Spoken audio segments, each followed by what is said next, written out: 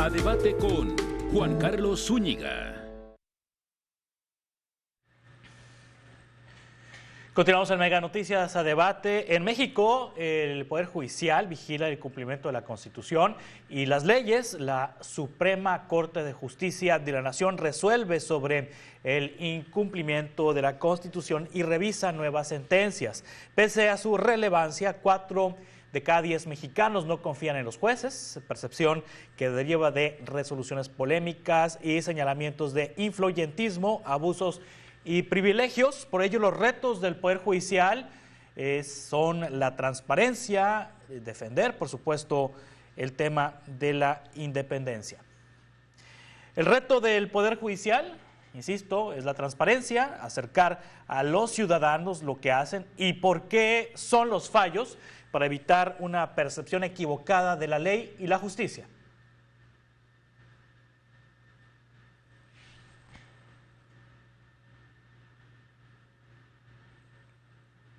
Bueno, todo esto en el contexto de este 5 de febrero, que el Ejecutivo Federal, el presidente de la República, Andrés Manuel López Obrador, ha anunciado que entregará una serie de propuestas de reformas constitucionales que abarca una de ellas el Poder Judicial. ¿Qué es lo que se ha compartido en cuanto al Poder Judicial?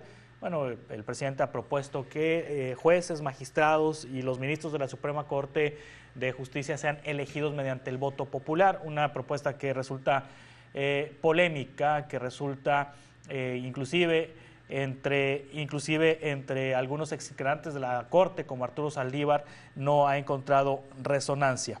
Bueno, antes de continuar con nuestra mesa de análisis, le cuento que el Poder Judicial no puede estar en manos de gente inexperta. Es por esto que no se deben elegir por voto popular los jueces, señala Francisco Salgado, director del Bufete Jurídico Interdisciplinario.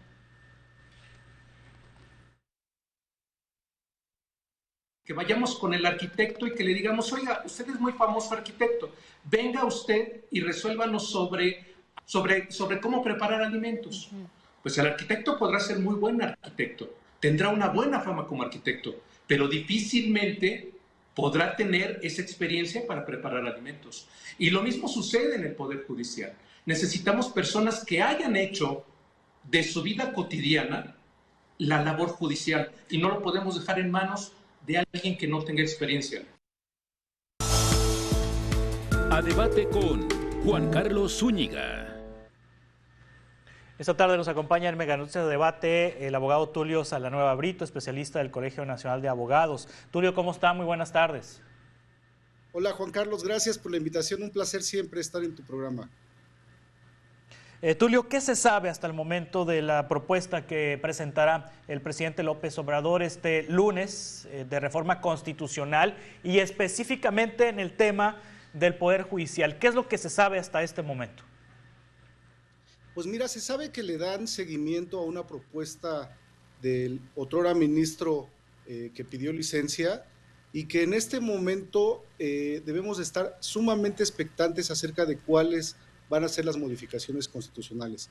Como bien señalas, el 5 de febrero es un aniversario más de nuestra Constitución Política que data de 1917 y créeme que la comunidad jurídica está sumamente pendiente de las modificaciones que se realicen. Y no solamente deberíamos de estarlo los abogados, porque cualquier coma, cualquier palabra, cualquier párrafo que se modifique en nuestra Carta Magna incide directamente en las libertades y en los derechos de los ciudadanos, de tal manera que no es una cuestión netamente política o jurídica, insisto, es algo que va a trascender en la vida cotidiana de todos los mexicanos. Ahora, no es facultad del presidente cambiar la Constitución, es facultad del Congreso, de la Cámara de Diputados, de la Cámara de Senadores, y no es un asunto que sea nada más por decisión de un solo hombre, necesita el consenso en las cámaras, y en este momento el presidente no tiene la mayoría calificada de votos de los partidos que lo apoyan para cambiar la Constitución. En ese sentido, Tulio Salanueva, ¿qué tiene que pasar para que se modifique el texto constitucional? ¿Cuál es el trámite? Bueno, decir en primer lugar que el presidente de la República tiene como una de sus facultades el proponer leyes al Congreso de la Unión, de tal manera que en él está hacer, de acuerdo con su visión jurídica y política, las modificaciones proponer las modificaciones que crea pertinentes, pero como bien señalas, nuestro texto constitucional es de carácter rígido. ¿Qué quiere decir esto? Que para modificarlo deben de cumplirse ciertos requisitos, como lo es la discusión en el Congreso de la Unión y la mayoría calificada, tanto de los miembros como del Congreso, como la aprobación de la mayoría de los estados de la República. Bien señalas que actualmente el titular del Ejecutivo no tiene esa mayoría calificada y por lo tanto será sumamente importante e indispensable que se haga una buena labor política y sobre todo que las modificaciones al texto constitucional que se propongan sean jurídicas, que verdaderamente pugnen por un mejoramiento de nuestra sociedad, porque de otra manera no habrá manera de que pasen en el Congreso. Esto es, necesitamos que esas propuestas tengan un verdadero sentido social, un mejoramiento de la calidad de vida de los mexicanos para que las fuerzas de oposición puedan considerarlas y se entre a una discusión sana dentro del Congreso. De otra manera, veremos un nuevo capítulo de dimes y diretes políticos en nuestra Cámara y no habrá la tan anhelada reforma constitucional.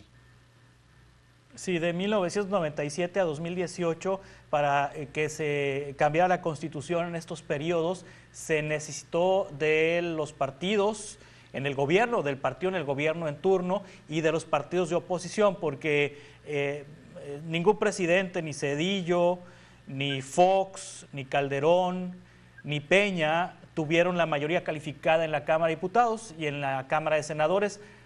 Fue hasta 2018 que el presidente en su primera mitad obtiene las 2/3 partes y tuvo los votos suficientes para cambiar la Constitución, lo cual se le revocó en la elección intermedia. Pero entre 97 y 2018 se necesitó del consenso en las cámaras. ¿Hubo reformas constitucionales en ese periodo? Sí, por supuesto. Todos los presidentes que antecedieron al actual titular del Ejecutivo han hecho reformas constitucionales, inclusive de gran calado, y efectivamente, como tú bien lo señalas, para hacerlo tuvieron que echar mano de las labores políticas, del consenso entre las diferentes fuerzas de la oposición, y solo de esta manera se logró llevar a cabo estas anheladas reformas en aquel momento, de tal manera que la pregunta, como bien señalas en tus antecedentes, es ¿por qué el actual titular del Ejecutivo, cuando tenía la mayoría calificada del Congreso, no las hizo? Él había señalado como parte de su programa, de sus promesas de campaña, que no haría reformas inmediatas una vez que tomó el poder, de tal manera que podría ser uno de los tópicos a discutir por los cuales no se hizo la reforma constitucional en aquel tiempo. Es difícil, es sumamente complicado que en este momento se logre una reforma de gran calado debido precisamente a esa falta de consenso político, pero déjame decirte que no es imposible. Bien señalaste que en otros sexenios inclusive había una falta de consenso y una oposición itinerante por parte de las fuerzas políticas y aún así se llevaron a cabo importantes modificaciones al texto del Pacto Constitucional. Sí, en el caso de la primera mitad del gobierno del presidente López Obrador, ¿se dieron reformas constitucionales? Se dieron reformas mínimas, repito, fue una de sus promesas de campaña que no se harían en aquel momento. Se buscó, en todo caso, en voz del propio Ejecutivo, privilegiar la gobernabilidad, pero es un anhelo que tiene no solo la comunidad jurídica, sino la comunidad, la sociedad en general, que se mejore la calidad de vida de sus habitantes, y la reforma jurídica y política, la reforma del Poder Judicial de la Federación es uno de los grandes temas pendientes que tiene actualmente el gobierno y que es una deuda además heredada de otros sexenios. Sí, la reforma de Saldívar, hizo modificaciones a la Constitución. Esto que ocurrió durante la primera mitad de la administración del presidente López Obrador, ¿qué alcances, qué contenido tuvo esa reforma, la de Arturo Saldívar? Bueno, el otrora ministro Arturo Saldívar efectivamente propone en el año 2020 una reforma magna, una reforma de gran calado al texto constitucional, pero déjame decirte que la misma no se ha llevado a cabo. Actualmente se está discutiendo en el foro, en tu programa, lo cual beneficia muchísimo el alcance que tendrá esta modificación, pero aún no se implementa como tal. Se proponen cuestiones sumamente interesantes y el anhelo, según la exposición de motivos de esa reforma, es mejorar el alcance de los ciudadanos para la impartición de justicia. Actualmente, quienes litigamos diario, quienes estamos en tribunales, quienes estudiamos el derecho, sabemos que los tribunales de todo tipo, de todo grado, actualmente tienen un gran rezago en cuanto a los asuntos que llevan. En ocasiones tienen que esperar años los ciudadanos para que se dicte una sentencia. También basta con acudir, por ejemplo, al Ministerio Público para saber que hay grandes temas de corrupción, de tal manera que son puntos medulares neurálgicos cuya modificación se propone en la reforma que propone el otrora ministro Saldívar. Sí, es decir, todavía no esto se dictamina ni se aprueba lo de Saldívar y ya viene otra del presidente, pero vámonos a la historia reciente, abogado Tulio Salanueva Brito. ¿Cuándo fue la última vez que el Poder Judicial tuvo una reforma? Bueno, las reformas al Poder Judicial se determinan y se dan por épocas. Tenemos desde la primera época, actualmente estamos en la 11ª época y cada que se da una reforma sustancial al funcionamiento del Poder Judicial, entramos en una nueva época. De darse esta reforma constitucional al Poder Judicial, repito, estaríamos entrando en una época diferente y esto se identifica para quienes litigamos en la manera de dictar los precedentes obligatorios, la jurisprudencia que van a observar los jueces como interpretación del derecho, de tal forma que, insisto, cada que se realiza una reforma medular sustancial, entramos en una nueva época del Poder Judicial de la Federación. Sí, me parece que la de Zedillo es de las más fuertes en las últimas décadas, cuando desaparece la Corte, eran, pues usted me va a corregir si me equivoco, eran más de 20 ministros, una cosa así. Y 21 ministros y su presidente, efectivamente. ¿Cuántos eran, perdón? 20 ministros y el presidente de la Corte, 21 ministros en total. Y el presidente, eran 21, ¿no? Ernesto Zedillo propone una reforma en 94, 95, y la actual organización que tiene la Corte es con base en esa reforma de Ernesto Zedillo. Y la lógica, usted me corregirá si me equivoco, era que los ministros entraran de manera escalonada para que un presidente no tuviera pues el poder de dominar en el pleno de la Corte con propuestas suyas. Pero esto llega y se rompe ahora en la administración del presidente López Obrador por la renuncia de uno de los ministros a principios de la administración, luego por la renuncia también de Saldívar. Entonces estos equilibrios que se plantearon en el sexenio de Zedillo se han roto. Pero platíqueme, ¿cuál fue el espíritu de la reforma de Zedillo y cómo está ahorita en comparación a cómo la concibieron en 94 la Suprema Corte? Caray, qué interesante pregunta. Efectivamente, la reforma que llevó a cabo Ernesto Zedillo fue dotar a la Corte, hacer que efectivamente sea un contrapeso de los otros poderes, particularmente del Poder Ejecutivo, de tal forma que sus decisiones siempre fueran revisables a nivel legal y constitucional por un juzgador. En este momento, efectivamente y tristemente, como bien señalas, el Ejecutivo ha designado a ministros que podemos señalar tienen empatía o tienen simpatía con la ideología que él maneja, de tal manera que la Corte deja de ser un contrapeso real a las decisiones que se deben tomar y sobre todo al bienestar de la población en general. Por eso es necesario, indispensable, que exista una reforma que dote nuevamente a nuestro Poder Judicial de esa facultad de decidir las cuestiones jurídicas a través de un mecanismo preestablecido y que se dicte el derecho en forma imparcial, que no exista en este tenor una simpatía política para algún individuo en particular y que esto detone o impacte las decisiones que se llevan a cabo en tan importante poder. Sí, ¿cuántos nombramientos lleva el presidente López Obrador? A ver, se va Eduardo Medina Mora y propone, si no me equivoco, a Juan Luis González Alcántara Carranca, que Así es, a decir del presidente le dio la espalda, ¿no? Porque el ministro ha así actuado es. con independencia. Luego viene el vencimiento de periodos de otros magistrados, de otros ministros, y entran a Margarita Ríos Farjat. Esta ministra también fue propuesta por el presidente López Obrador, a quien también acusa de darle espalda por tener posicionamientos y decisiones independientes. Luego propone también a Yasmín Esquivel, Yasmín pues muy ligada al presidente López Obrador. Propone a Loreta Ortiz, también una ministra muy allegada al presidente López Obrador. Renuncia a Saldívar y propone ahora finalmente a la ministra Lenia Batres. Bueno, la nombra directamente porque no hubo acuerdo en el Senado. Entonces ha propuesto 5 el presidente. ¿Los otros presidentes cuántos propusieron? ¿Cuántos llegaron a proponer?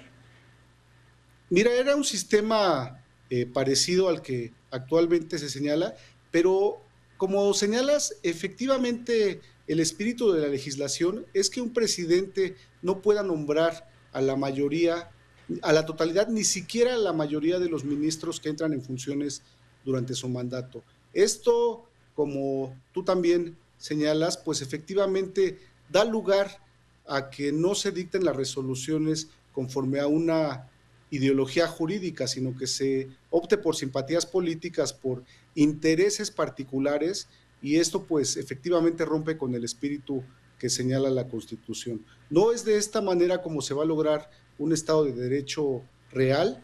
Necesitamos jueces imparciales, jueces que decidan las controversias a partir del texto de la legislación y no a partir de intereses políticos como pretendidamente hasta el día de hoy se está haciendo.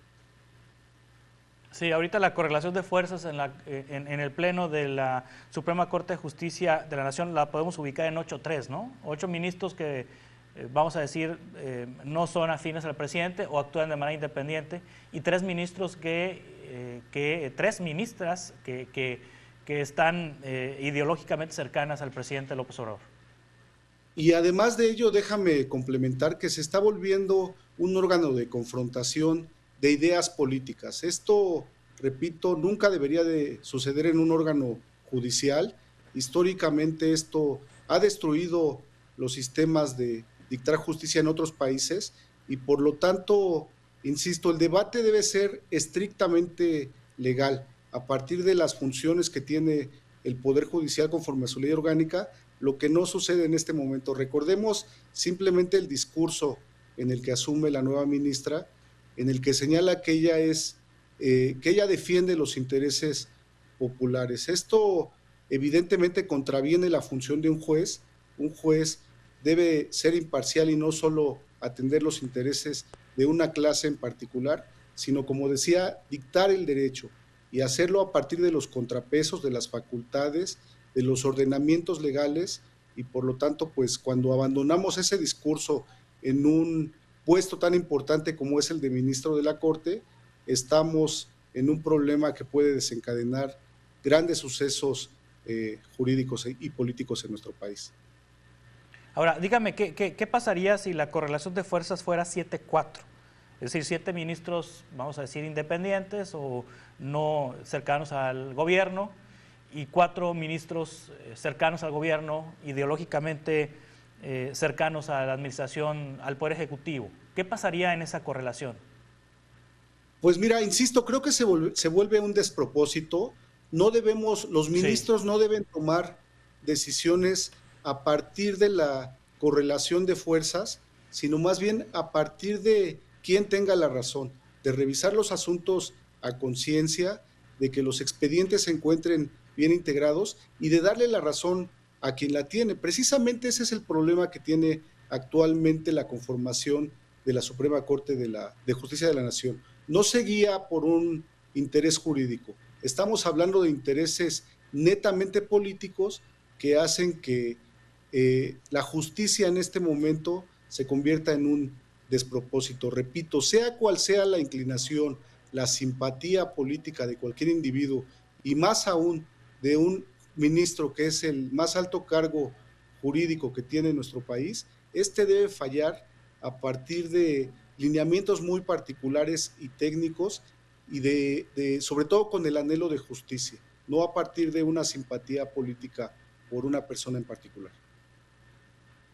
Vamos a continuar con esta conversación ahorita en un par de minutos. Estamos con Tulio Salanueva Brito, especialista del Colegio Nacional de Abogados. Continuamos en 2 minutos. A debate con Juan Carlos Zúñiga.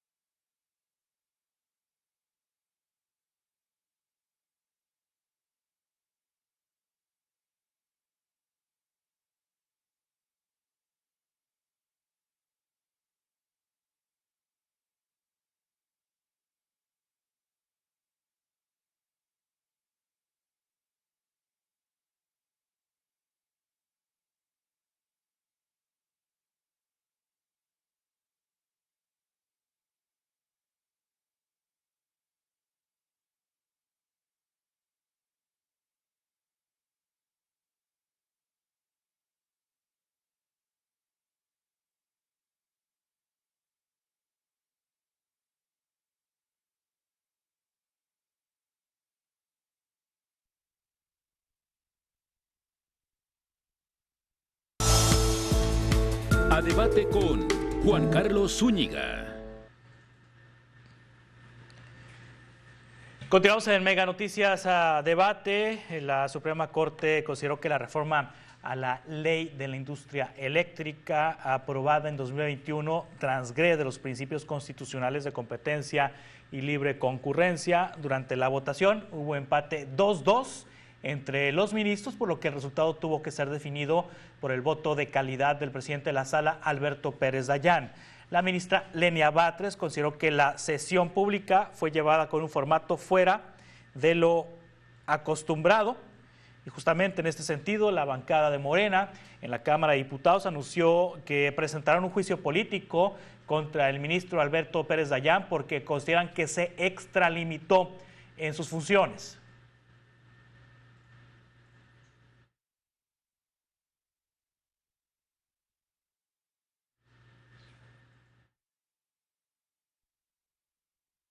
Pone de manifiesto una actuación, por decirlo menos, sectaria, con premeditación, en contra no de una ley que fue aprobada acá en Cámara de Diputados, que fue declarada su constitucionalidad, sino pone profundamente en contradicción los criterios y el desempeño de quienes integran la Suprema Corte de Justicia de la Nación. Las reformas que presentará el presidente el 5 de febrero son electoreras y ponen en riesgo la democracia, pero lo que más preocupa es la reforma al Poder Judicial, afirma Luis Carlos Ugalde, director general de Integralia Consultores. Son peligrosas para el futuro del país si la Corte es capturada y hacen de la Corte una Cámara de Diputados judicial. Es como tener 11 Lenia Batres en la Corte que aplaudan al gobierno, que sea una Corte militante, en lugar de ser una ventanilla de control. Si la Corte es militante, si son diputados judiciales, ya se jodió el juego, porque no va a haber alguien que con base en la ley diga quién tiene la razón. Y un país democrático requiere que haya jueces y ministros que diriman conflictos. Eso es lo que está en riesgo. Continuamos en Mega Noticias Debate. El abogado Tulio Salanueva Brito, especialista del Colegio Nacional de Abogados, está con nosotros esta tarde. Y efectivamente, esta semana la Suprema Corte de Justicia de la Nación declaró inconstitucional la ley de la industria eléctrica que se aprobó en 2011, en donde en el despacho de energía se prioriza a la Comisión Federal de Electricidad. La Corte declaró inconstitucional la reforma impulsada por la 4T. La segunda sala del máximo tribunal concedió el primero de cientos de amparos promovidos por el sector privado al confirmar que los 7 artículos principales de la reforma violan reglas sobre generación del mercado eléctrico mayorista previstas en la Constitución desde 2013. La votación, como bien le comentábamos, tuvo un empate a 2 con Alberto Pérez Dayán y Luis María Aguilar a favor, y Yasmín Esquivel y Elena Batres en contra, y una excusa planteada por el ministro Javier Lainez, la cual fue aprobada por 3 votos contra 1, y es que Lainez fue denunciado por la Secretaría de Energía o impugnado por la Secretaría de Energía debido a que cuando se aprobó la reforma energética en el sexenio de Peña Nieto, Lainez era procurador fiscal, entonces se excusó por esa situación. Pero ayúdanos a entender, abogado Tulio Salanueva Brito, lo que pasó con esta declaratoria de inconstitucional de la ley de la industria eléctrica. ¿Por qué el presidente de la sala tiene un valor de 2 votos cuando hay empate? Bueno, efectivamente se trata de una de las incidencias que prevé la propia ley de amparo. Cuando en una sala se resuelve un asunto y existe, como en este caso, un empate en cuanto al criterio a abordar, el presidente de esa sala tiene el voto de calidad y puede decidir cuál de esos criterios prevalece. Esto ocurre tanto en las salas, en las 2 salas que conforman nuestra Corte, primera y segunda salas, y cuando se eleva un asunto al Pleno de la Corte por cuestión de competencia, también el presidente de la propia Corte tiene el voto de calidad. Esto es, ante un empate puede dirimir la controversia inclinándose por alguna de las posturas que se están debatiendo. Pero cosa curiosa, ¿no? La Secretaría de Economía impugna a Javier Lainez, el ministro en esta segunda sala, porque cuando se aprobó la reforma energética el sexenio anterior, Lainez pertenecía a la estructura del gobierno federal. Entonces excusa Lainez y su voto pues queda sin contar, y entonces provoca esta situación de empate 2-2, que el ministro que preside la sala tiene que desempatar, y por eso hoy Morena pues le quiere promover un juicio político. ¿Procedería un juicio político contra el ministro por haber desempatado la votación? Pues mira, se trata de una cuestión sin precedentes. Yo no tengo memoria en este momento de un ministro de la Corte al cual se le haya iniciado un juicio político, y sin embargo te diría que es preocupante la postura que asumen los diputados. Déjame decirte que cuando se determina la inconstitucionalidad de una ley, como en este caso, pues evidentemente estamos hablando de falta de técnica legislativa por parte de quien la produce. En este caso, habría que revisar puntualmente cuáles fueron esos motivos que dieron los ministros para decir que una ley no se ha apegado al proceso legislativo, y de esta manera la responsabilidad en cuanto a esa falla no recae en el propio ministro, ni siquiera en la Corte, funcionando en este caso como una sala. Recaen los errores, en las faltas de precisión, repito, en las faltas de técnica legislativa que tuvo otro poder, en este caso el Congreso de la Unión. Y por esta razón no sería ni siquiera ético someter a un ministro a un juicio político. Repito, se trata de una cuestión meramente técnica, meramente legal, y la función de la Corte es precisamente analizar la constitucionalidad de todas las leyes que se someten a su consideración por medio de estas controversias. Y hacerlo, pues, indudablemente generaría un mal precedente en nuestra comunidad, porque no es dable que un juez, cualquiera que sea su categoría, en este caso un ministro, sea sometido a este tipo de procedimientos por hacer su trabajo como lo marca la legislación. Sí, de hecho el presidente ha respondido que enviará una reforma constitucional en materia energética, también el paquete del 5 de febrero, a propósito de este revés que tuvo en la Corte. Entonces las cosas van a poner color de hormiga en abril, abogado, porque también se proyecta que en abril la Suprema Corte de Justicia de la Nación invalide todas las reformas que se hicieron a leyes secundarias. En abril del año pasado, si no me equivoco, en esta sesión del Viernes Negro, Fast Track, en la que Morena en el Senado y sus aliados aprobaron una serie de cambios legales sin la participación de la oposición, sin darle lectura, sin análisis, en una, discúlpeme el término, la palabra, en una orgía legislativa. Pues yo no lo podría definir mejor. Creo que no hubo el suficiente conocimiento para llevar a cabo todas las formalidades que prevé el hacer una ley, y estas son las consecuencias inmediatas que tiene esa falta de aseo legislativo. Efectivamente, se ha tergiversado la labor del Congreso de la Unión, y la consecuencia es que la Corte dicte este tipo de fallos. De verdad es lamentable que por hacer un trabajo judicial que no exhibe más que la falta de formalidades en que ocurrió otro poder constitucional, pues se pretenda linchar mediática y políticamente a un miembro de la Corte. Habría que ser más responsables. Efectivamente, el medio de remediar estos desaseos, estas fallas legislativas, es proponer una nueva legislación. Yo espero, hago votos porque el Congreso tenga serenidad, que efectúe sus procedimientos y sus procesos en forma más pulcra, y que de esta manera la legislación pueda surtir efectos y que sobre todo eleve el nivel de vida de la sociedad, que es para lo que se hacen las leyes, no para estar afectando a determinados sectores de la población, sino lograr un verdadero Estado de Derecho. Sí, parecería ocioso discutir la iniciativa de reforma al Poder Judicial porque pues no tiene los votos Morena para cambiar la Constitución en este momento. Es decir, si Morena, si el presidente propone el voto popular para elegir ministros, jueces, magistrados, en este momento no pasaría el cambio constitucional porque no tiene los votos en las cámaras y difícilmente esto va a aprobarse antes de septiembre. ¿Y por qué digo antes de septiembre? Porque si los mexicanos deciden darle a Morena la mayoría calificada en las elecciones de junio, ahí entraría un nuevo Congreso que pudiera entonces efectivamente cambiar la Constitución.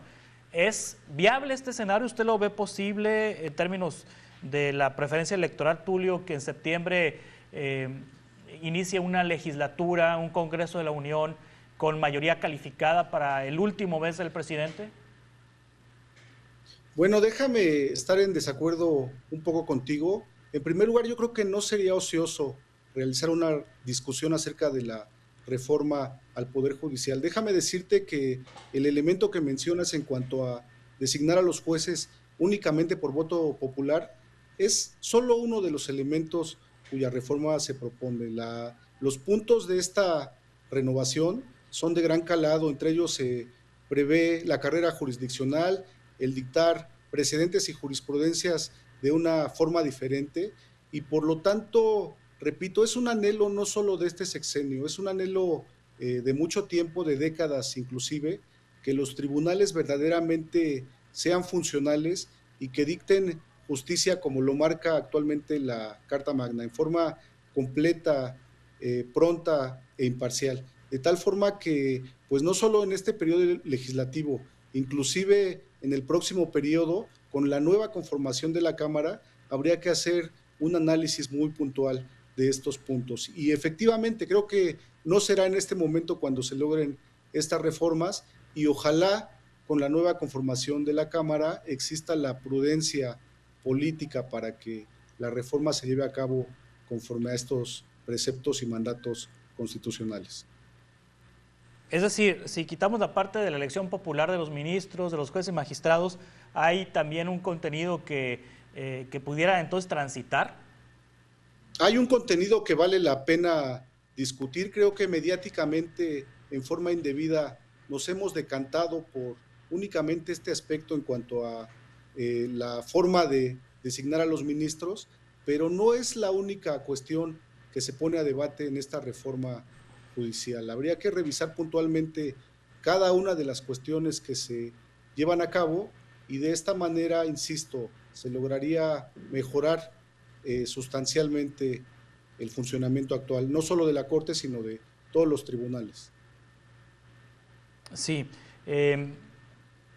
¿Pudiera ocurrir el escenario, Tulio Salanueva Brito, de que se dé una reforma constitucional para el Poder Judicial y que ésta sea controvertida por la oposición, controvertida por algún actor, y que la Suprema Corte de Justicia de la Nación le toque revisar la constitucionalidad de una reforma a la Corte, al mismo poder? Sí, claro, es una de las facultades del Poder Judicial, particularmente de la Corte, el analizar la constitucionalidad de las leyes, de tal manera que cualquier reforma que se lleve a cabo en ese sentido es competencia de la Corte y habría que estar muy atentos a cómo se desarrolla en este caso. ¿Hay antecedentes ya de esto, de que la Corte haya revisado una reforma aplicable a ellos mismos? Cualquier legislación que dicte el Congreso de la Unión es revisable por la Corte, de tal manera que sí hay antecedentes, tanto como reformas constitucionales, como controversias constitucionales, y también el Poder Judicial ha dictado precedentes y jurisprudencias en cuanto a diferentes temas que se ponen a su consideración, particularmente en cuanto a la constitucional de estos temas.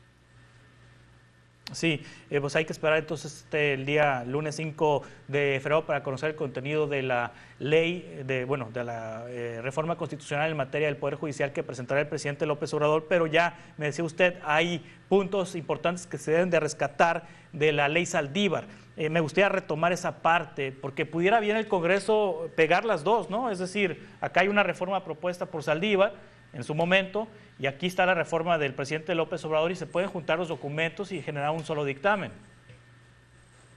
Por supuesto, es parte de la función legislativa buscar los consensos y revisar qué propuestas son viables y cuáles no. Habría que contemplar esa posibilidad de que conforme a un modelo híbrido, conforme a diferentes propuestas, se llegue a un consenso que busque mejorar esos puntos de oportunidad que tiene actualmente el Poder Judicial.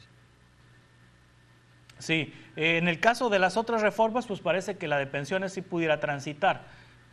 Pues ya ha dicho PRI, PAN, PRD, el Grupo Plural en el Senado, que están de acuerdo con la idea del presidente de que haya un 100% en la tasa de reemplazo de las pensiones para los trabajadores mexicanos.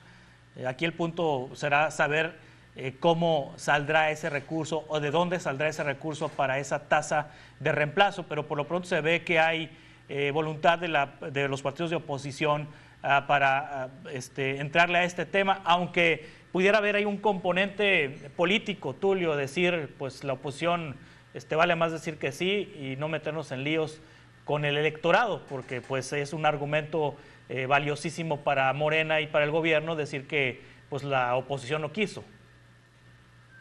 Evidentemente hay un componente político, habría que revisar el orden mundial.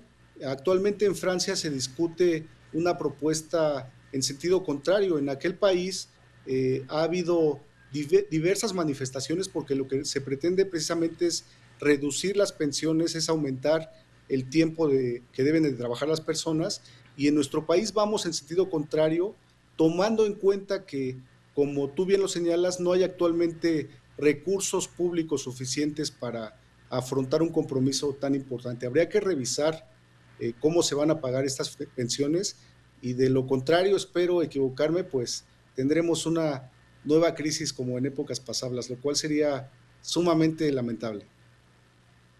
Bueno, pues a esperar el lunes feriado, un lunes feriado que va a estar muy movido en materia político. en materia política. Gracias, abogado Tulio Salanueva Brito, especialista del Colegio Nacional de Abogados, por estar con nosotros. Coincidiremos en otra ocasión para seguir hablando de estos temas, si le parece. Gracias, buen fin de semana y muy buenas tardes. Gracias. De esta manera concluimos este espacio de Mega Noticias a Debate. Le invito a que se quede en esa señal y que el lunes coincidamos aquí a las 5 de la tarde con 10 minutos. Gracias, buenas tardes, buen fin de semana. Descubre México. Un paraíso para los viajeros que buscan un pueblo colorido con maravillosos atardeceres. Bienvenidos a San Miguel de Allende. Esta pequeña capital es del estado mexicano de Guanajuato, que en 2002 fue declarada Pueblo Mágico. Por eso no te puedes perder la belleza de la parroquia de San Miguel de Arcángel, inspirado en obras góticas europeas, donde quedarás impresionado tanto por su arquitectura labrada en cantera como su interior lleno de pinturas históricas. No puedes dejar de ir al mercado de artesanías, sitio donde podrás ver y adquirir trabajos de los artesanos de la región, como esculturas, piezas de vidrio, textiles y una variedad de objetos de latón.